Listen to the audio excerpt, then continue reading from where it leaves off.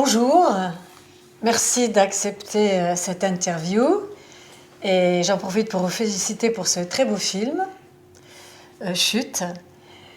Voilà, donc je vous reçois tous les deux co-réalisateurs, Alain Guillon et Philippe Worms, c'est bien ça. Donc j'ai quelques questions à vous poser. La première question, ce sera de nous dire comment est née l'idée de faire un film sur le fonctionnement d'une bibliothèque. Commence. Alors bon, c'est venu au départ parce que dans un moment de complexité de la banlieue parisienne où on nous demandait ce que c'était que l'assimilation, que l'intégration, parce que ça avait un peu brûlé dans les quartiers, moi je me suis dit que je ne savais pas trop ce que voulaient dire ces mots-là. Et comme il y avait à la bibliothèque de Montreuil que je fréquentais, pour aller chercher des livres, un petit atelier comme ça qui était parler, juste parler. Et comme j'ai un peu voyagé, je me suis rendu compte que chaque fois que j'étais dans un pays, je me sentais intégré, assimilé. Je ne sais pas ce que ça veut dire ces mots-là. Mais quand je parlais la langue. Et je me suis dit qu'à ce moment-là, c'était exactement ce que je voulais faire parce qu'au départ je ne suis pas un grand militant, ça pouvait être ma part de parler avec des gens. Voilà. Et de là, j'ai rencontré Fabrice Chambon, qui est le directeur de la bibliothèque, et de là est née l'idée d'un film. Je connaissais Philippe, et est née l'idée de faire un film comme on est tous les deux montreuillois, genre de le faire descendre filmer, Philippe commençait à monter, puis on voyait, puis ça devrait donner un film à un moment. C'est comme ça que ça a commencé. Sans financement, sans rien. Et on a eu la chance, petit à petit, de trouver des financements. Bah, c'est vrai que la première fois que Alain m'en a parlé, c'était l'atelier de conversation, c'est vrai. L'atelier de conversation, c'est un truc assez incroyable qui existe. Ça n'existe pas uniquement dans ces bibliothèques, il y en a un peu partout, mais c'est une sorte de petit microcosme de gens qui se retrouvent là, qui viennent de partout dans le monde, avec leurs histoires, leur culture et tout. Et bon, quand il m'en a parlé dès la première fois, avec les personnages qui étaient là-dedans, on s'est dit que ça pouvait être le lieu d'un film. Alors après, bon, évidemment, entre l'intuition de départ, qui est voilà, ça n'est jamais qu'une intuition. Hein. Après, pour arriver à vérifier que c'était vraiment, que ça pouvait avoir une, une ampleur suffisante pour faire un documentaire, il y a eu un gros travail de repérage, de rencontres avec les gens, avec l'équipe, avec tout le public qui arrive dans cet endroit. Mais voilà, l'intuition de départ s'est vérifiée. Il y a une sorte de magie dans cet endroit. Merci. Et combien de temps a pris le tournage? Et comment s'est-il organisé, ce tournage? Le tournage, ça a duré. En fait, le film s'est établi à peu près sur 3 ans, on va dire. Mais le tournage proprement dit, ça a été, on va dire, une saison. Septembre, juin. Avec un moment en vraiment pleine immersion, on va dire février-mai. Hein, c'est à peu près ça. Mais avant et après, il y avait quand même un peu des choses. Voilà. Ça a été le temps. Après, il y a eu le montage. Et le montage, ça a été encore une affaire de 6 mois. C'est des films qui demandent beaucoup de temps parce que c'est des films d'immersion, quoi. On est complètement immergé dans un univers et donc il fallait. C'est des films qui exigent forcément d'être là pendant longtemps. On peut pas, voilà, on est donc en plus. C'est vrai que les activités de ce lieu sont rythmées par les années scolaires, par l'accueil des classes, par tout un ensemble d'activités qui s'étalent elles-mêmes dans le temps. En général, toutes les activités avec les jeunes, par exemple, c'est des choses qui sont calquées sur l'année scolaire, donc ça s'étale sur, effectivement, de septembre à juin. Donc à partir du moment où on suit des ateliers, où on suit l'évolution d'un travail, on est obligé nous-mêmes de se calquer sur ce. Donc on a effectivement tourné, oui, sur près d'un an, mais en tout cas pour ce genre de film, c'est à peu près normal. Enfin, c'est Normal. Mhm. Et votre film propose de montrer une bibliothèque au jour le jour, de manière brute. Hein. Il n'y a pas de voix off ou de légende explicative. Il n'y a pas d'enchaînement d'interviews des différents acteurs. Mais au contraire, vous avez choisi de faire de longs plans séquences qui prennent leur temps pour nous montrer aussi ce qu'en général on ne voit pas quand on entre dans une bibliothèque. Une sorte d'envers du décor. Hein. Et pourquoi vous avez fait un tel choix d'écriture ? C'est plutôt toi qui réponds à ça. Je sais pas, je pense que je crois que c'est un film qui s'inscrit dans une longue lignée de style de documentaire. Il y a vraiment des documentaires qu'on a commencé à faire dans les années 60 qui sont ce qu'on appelle le cinéma direct. Enfin, c'est-à-dire c'est une manière de capter le réel de manière très brute, sans intervention. Il y a de la mise en scène, bien sûr, mais c'est pas. Il n'y a pas de construction véritablement. On capte ce qui se passe et puis après on évolue en fonction de ce qui se passe. On construit une histoire à partir de ce qu'on a observé. Mais ça c'est je veux dire, c'est un style de cinéma de documentaire qui est maintenant très très identifié depuis 50 ans, depuis les années 60. Quoi. Donc ça c'est. Nous, on s'est inscrit dans cette histoire-là naturellement. Ça n'a pas été suivre la vie d'un lieu comme ça. Forcément, ça veut dire être là tous les jours, regarder, être ouvert à tout ce qui se passe. Quoi. Donc, c'est un style, mais en même temps, c'est une nécessité. Voilà. Alain Guillon, vous voulez rajouter quelque chose ? Non, à vrai dire, non.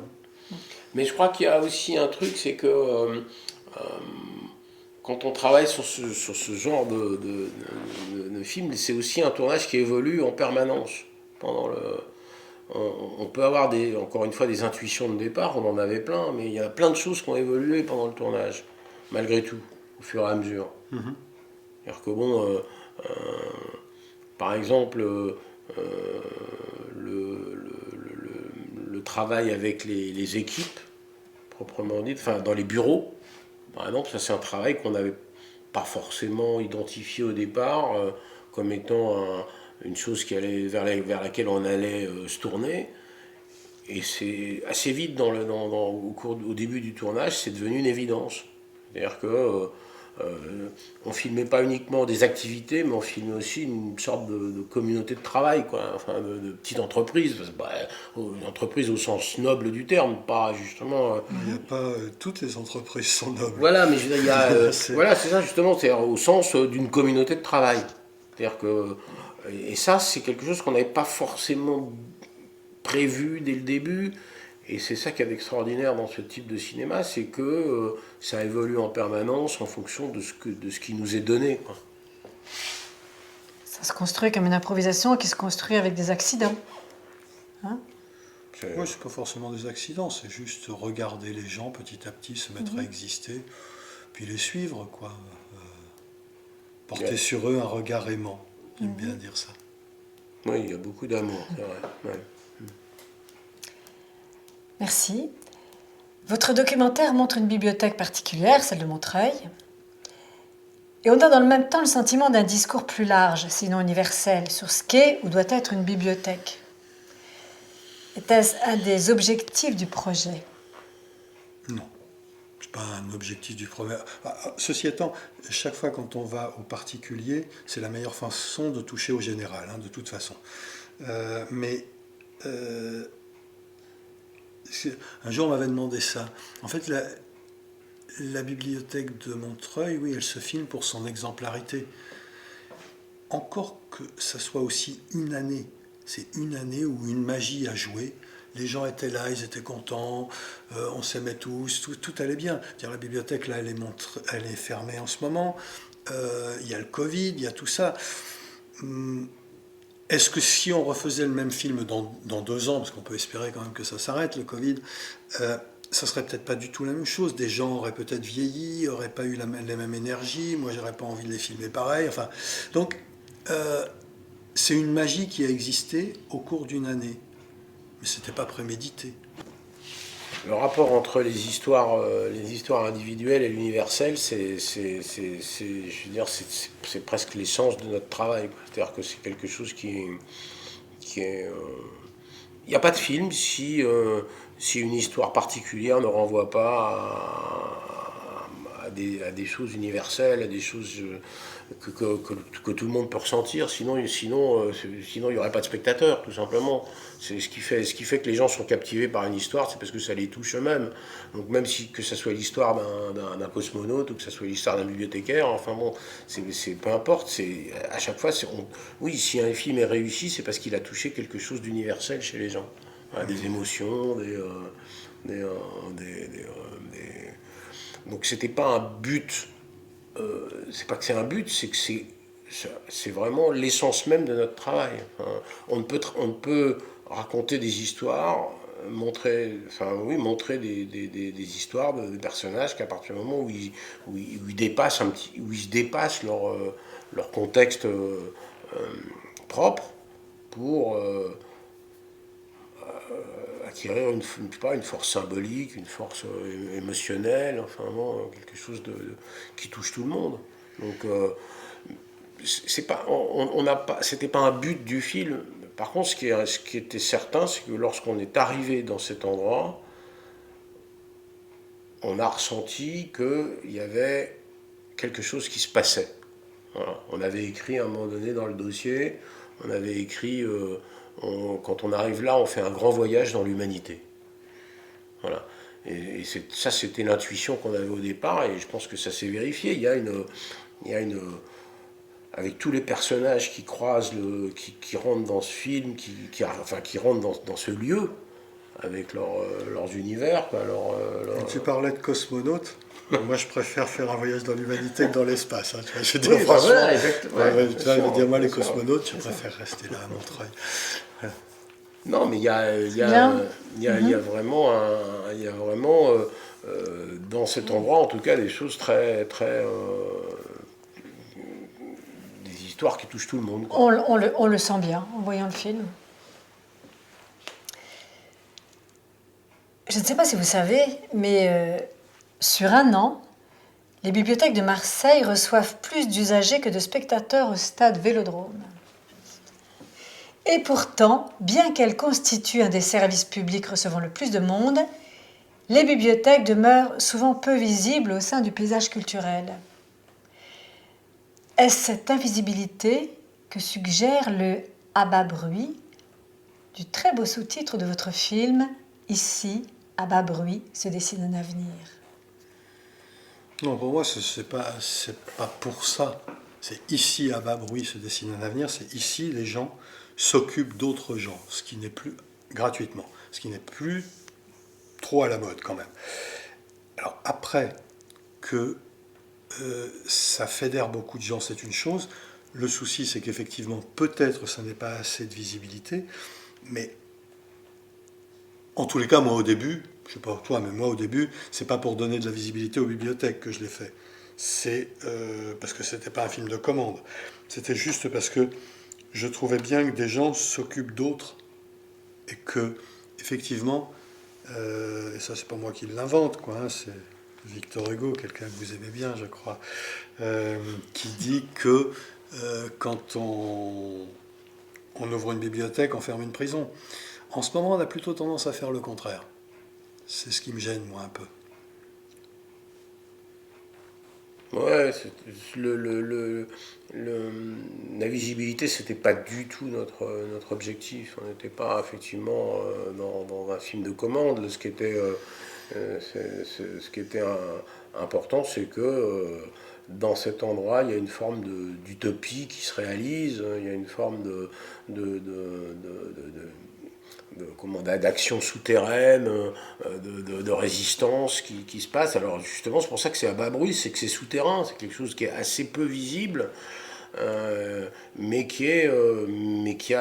un travail de fourmi, quoi. Un petit travail de fourmi avec des gens qui font un travail extraordinaire qui est peu visible. Donc du coup, mais c'est tout de même un travail extraordinaire. Donc enfin, c'est pour ça que ça devient Par contre, je suis sûr que ça laisse des traces. Pas sur tout le monde, hein, mais là-dedans, il y a des jeunes gens qui se souviendront. Ce que ça donnera après, j'en sais rien. Mais j'ai souvent... Parce que bon, on en fait un certain nombre d'interviews. Moi, je trouve que ce que font les gens à la bibliothèque, c'est ce que font les hommes livres dans Fahrenheit 451. C'est-à-dire ce sont des gens qui tiennent debout, qui sont des bougies allumées dans un monde où tout est sombre. Et ici, bon, c'est pour ça à bas bruit, parce que bon, ce qui se passe à la bibliothèque de Montreuil, a priori, comme ça, visiblement, ça ne change pas le monde. Par contre, ça le change tout doucement. Moi, j'ai vu un gamin devenir caméraman. J'étais en train de le filmer. C'est-à-dire, il était en train de me piquer mon boulot. Mais je trouvais ça très bien. Parce que je voyais qu'il était en train de comprendre ce que c'était qu'une image. Et ça, bravo à ceux qui organisent ça. Et bravo à vous de nous permettre de voir ce film, encore une fois. Je vais vous poser une dernière question. On ne peut pas échapper à savoir qu'il y a 3 ans avant Chute, Frédéric Wiseman réalisait un documentaire sur la New York Public Library, Ex Libris.